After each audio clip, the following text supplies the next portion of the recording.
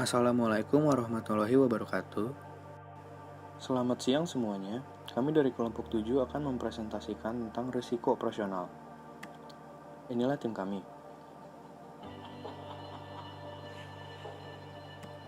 Materi yang akan kami presentasikan, yang pertama, ada definisi risiko operasional. Yang kedua, pengukuran risiko operasional. Yang ketiga, kerugian yang diharapkan. Dan yang keempat, perubahan karakteristik risiko operasional. Definisinya, risiko operasional adalah risiko yang antara lain disebabkan oleh ketidakcukupan atau tidak berfungsinya proses internal, human error, kegagalan sistem, atau adanya problem eksternal yang mempengaruhi operasional. Jenis-jenis risiko operasional. Yang pertama ada low frequency, low impact, yang artinya jarang terjadi dan dampaknya kecil. Yang kedua ada low frequency, high impact, yang artinya jarang terjadi dan dampaknya besar. Yang ketiga ada high frequency, low impact, yang artinya sering terjadi dan dampaknya kecil. Yang keempat ada high frequency, high impact, yang artinya dampaknya besar dan frekuensinya juga besar. Beberapa contoh risiko operasional. Yang pertama ada risiko proses internal, yaitu risiko yang terkait dengan kegagalan proses dan prosedur internal perusahaan. Contohnya, pengawasan kurang memadai atau kesalahan transaksi.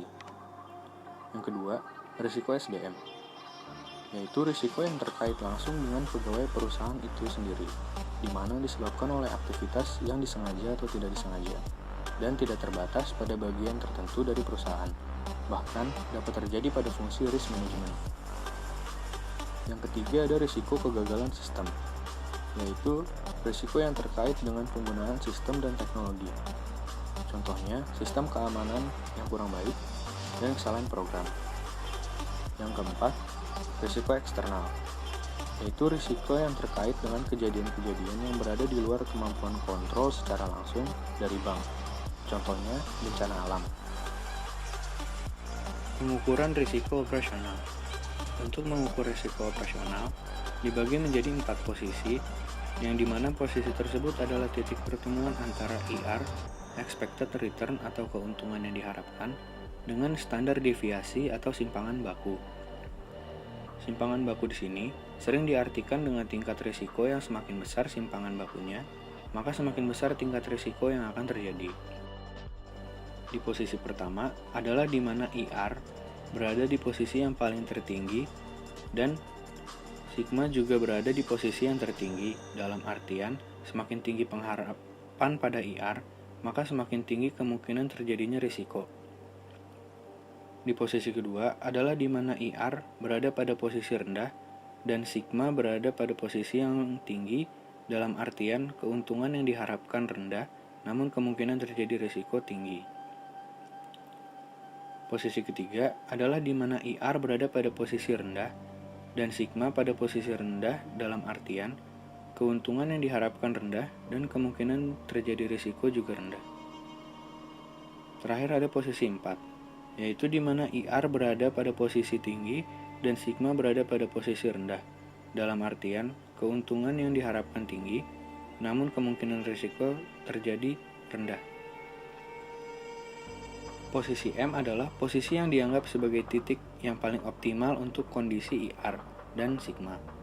Jika pihak manajemen dan para komisaris perusahaan atau para pemegang saham menginginkan kondisi yang stabil dalam artian safety position, maka sebaiknya memilih posisi atau titik M saja.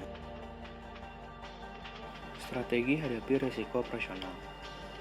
Untuk menghadapi risiko operasional, suatu perusahaan harus menghitung dan memetakan bentuk risiko yang sedang dan akan dihadapi.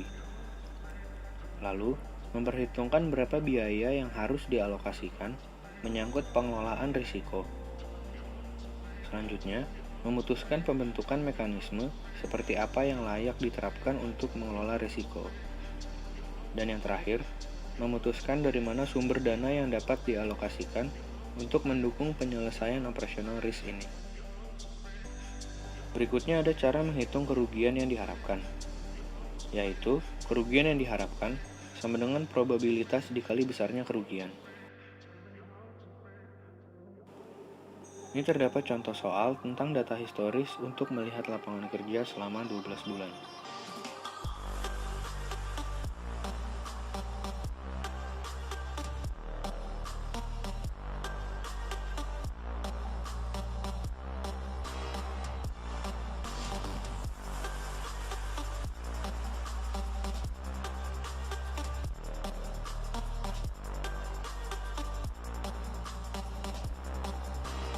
Dari data di atas, dapat kita lihat rata-rata kecelakaan setiap bulannya adalah 5,25 kali, dengan rata-rata kerugian sekitar 12.666.667 rupiah per bulannya, atau 2.412.698 rupiah, yaitu dari 152 juta dibagi 63 per kecelakaan. Untuk mengetahui nilai kerugian yang diharapkan untuk bulan mendatang, yaitu dari nilai kerugian yang diharapkan, sama dengan probabilitas dikali besarnya kerugian, atau sama dengan 5,25 dikali 2.412.698 rupiah, sama dengan 12.666.667 rupiah. Frekuensi yang diperkirakan menggunakan nilai rata-rata dari frekuensi kecelakaan setiap bulannya, yaitu 5,25 kali. Besarnya kerugian per kejadian menggunakan nilai kerugian per peristiwa, yaitu sekitar 2.412.698.